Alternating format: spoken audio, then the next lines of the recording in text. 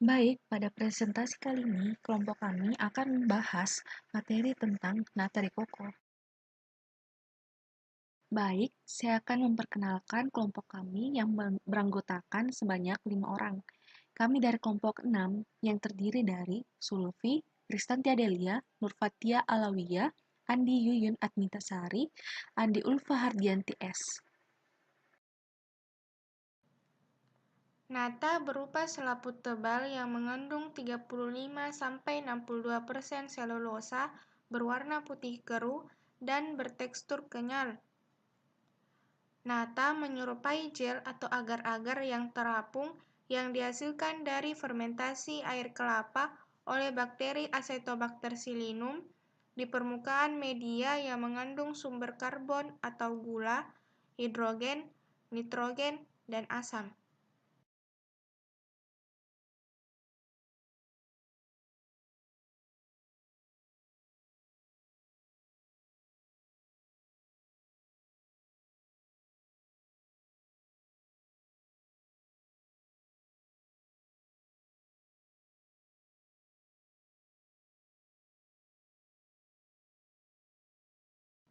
Syarat mutu nata menurut SNI 0143171996 dapat kita lihat pada tabel. Keadaan, bau, rasa, warna, dan tekstur pada nata syaratnya normal. Pemanis buatan tidak boleh ada. Pewarna dan pengawet pada nata sesuai dengan SNI 0102221995 serta batas cemaran logam dan cemaran mikroba yang ada pada nata.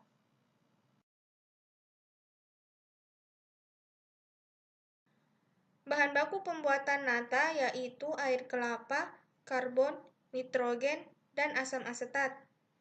Air kelapa mengandung vitamin, protein, karbohidrat, dan berbagai mineral penting seperti kalium, natrium, magnesium, kalsium, dan fosfor.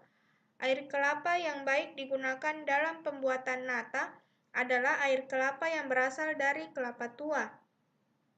Sumber karbon yang digunakan dalam proses pembuatan nata yaitu sukrosa, fruktosa, glukosa, dan berbagai jenis gula yang lain yang berfungsi sebagai sumber karbon atau energi. Kemudian sumber nitrogen dapat berasal dari urea, NPK, amonium sulfat, atau amonium fosfat yang berfungsi untuk merangsang pertumbuhan dan aktivitas bakteri Acetobacter psilynum. Kemudian asam asetat yang berfungsi untuk menurunkan pH.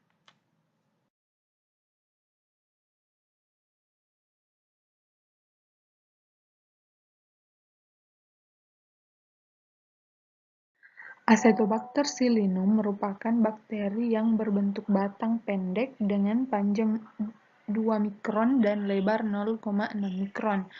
Acetobacter psilynum memiliki permukaan dinding yang berlendir serta mampu membentuk rantai pendek dengan jumlah sel 6 hingga 8. Bakteri ini bergerak menggunakan flagella dan tidak membentuk endospora, serta mampu berubah bentuk dengan menggembung atau memanjangkan filamen pada kondisi tertekan atau stres. Acetobacter psilynum ini berbeda dari bakteri asam asetat lainnya, karena bakteri ini tak hanya mampu mengubah karbohidrat menjadi asam asetat, tetapi juga menghasilkan fibril selulosa dari pori membran selnya. Acetobacter psilynum merupakan bakteri yang mampu menghasilkan selulosa mikrobial, yaitu senyawa kimia organik yang dihasilkan oleh suatu mikroorganisme. Acetobacter psilynum termasuk ke dalam bakteri aerob atau membutuhkan oksigen yang dapat hidup dengan baik pada lingkungan dengan kondisi asam. pH lingkungan yang dapat ditumbuhi oleh Acetobacter psilynum adalah pH 3 hingga 5 dan optimum pada pH 4,3. Suhu ideal untuk pertumbuhan Acetobacter psilinum adalah suhu 28 hingga 31 derajat Celcius. Oleh karena itu, proses pembentukan nata sebaiknya dilakukan pada suhu ruang atau suhu kamar agar menghasilkan nata de coco dengan kualitas yang baik. Proses pembuatan nata de coco secara singkat dapat dilihat sebagai berikut. Yang pertama, air kelapanya dipanaskan, kemudian ditambahkan bahan-bahan tertentu untuk memperkaya nilai nutrisi dari air kelapa, kemudian ditambahkan asam untuk mengatur pH dari air kelapa, kemudian ditambahkan starter Acetobacter psilinum. Selanjutnya dilakukan proses fermentasi hingga terbentuk lapisan nata. Nata yang terbentuk kemudian dicuci dan direbus. Setelah direbus, nata direndam dan direbus kembali. Untuk lebih jelasnya, proses pembuatan nata de coco dapat kita lihat di slide berikut. Sebelum dididihkan, air kelapa tentunya harus dibersihkan dari kotoran-kotoran yang mungkin masih ada di dalam air kelapa, yaitu dengan melakukan penyaringan. Setelah itu, air kelapa dididihkan hingga mencapai suhu 100 derajat Celcius. Saat air kelapa mendidih, barulah dimasukkan bahan-bahan berupa gula, cuka, dan pupuk ZA atau urea. Gula atau yang biasa digunakan adalah gula pasir atau gula putih. Gula berfungsi untuk memperkaya senyawa karbon yang dibutuhkan oleh Acetobacter psilinum. Cuka berfungsi untuk mengatur pH pada air kelapa sehingga sesuai untuk pertumbuhan Acetobacter psilinum. Adapun pupuk ZA atau urea berfungsi untuk memperkaya senyawa nitrogen yang dibutuhkan oleh Acetobacter psilinum. Proses selanjutnya adalah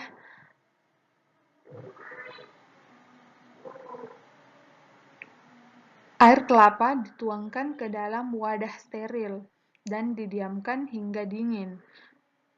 Proses pendinginan berfungsi untuk mencegah starter Acetobacter psilinum yang nantinya dimasukkan tidak mati. Setelah dingin, starter dimasukkan dan didiamkan untuk proses fermentasi selama 1 minggu. Setelah 1 minggu, nata akan terbentuk pada permukaan air kelapa. Nata yang dihasilkan kemudian dicuci secara berulang-ulang untuk menghilangkan zat-zat berbahaya yang mungkin ada di nata. Setelah itu, nata direndam kembali selama 24 jam. Keesokannya, nata dicuci kembali menggunakan air bersih. Nata kemudian direbus dengan air yang baru, bukan menggunakan air rebusan yang sebelumnya.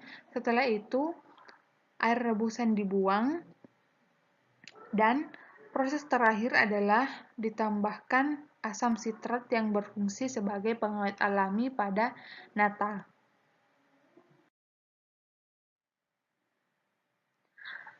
Mekanisme pembentukan nata dimulai dengan pemecahan sukrosa ekstraseluler menjadi glukosa dan fruktosa oleh bakteri Acetobacter psilinum. Kemudian, glukosa dan fruktosa tersebut digunakan pada proses metabolisme sel.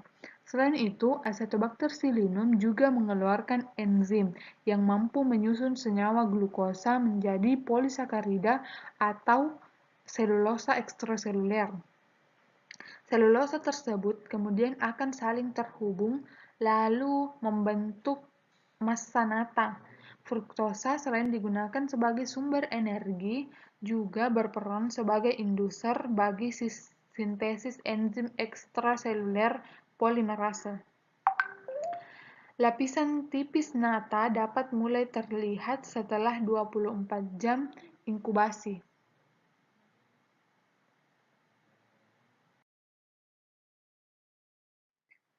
Selain nutrisi, pH media, ketersediaan oksigen, suhu lingkungan, lama waktu proses fermentasi, dan ada tidaknya kontaminan dapat mempengaruhi kualitas dan pertumbuhan Acetobacter psilinum. Selain itu, kondisi ruangan dan wadah fermentasi juga sangat mempengaruhi proses fermentasi tersebut. Ruang dan wadah untuk fermentasi harus terjaga kebersihannya dan bebas dari segala kontaminan. Proses fermentasi di ruangan gelap dapat menghasilkan nata yang lebih tebal. Wadah fermentasi perlu ditutup dengan koran untuk menghindari adanya kontaminan.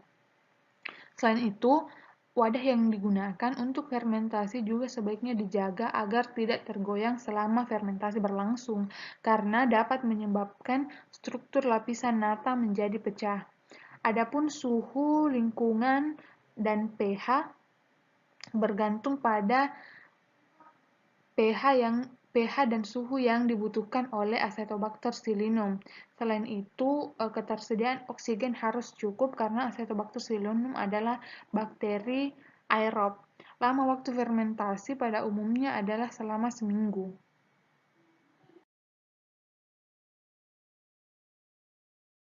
Itulah presentasi dari kelompok kami.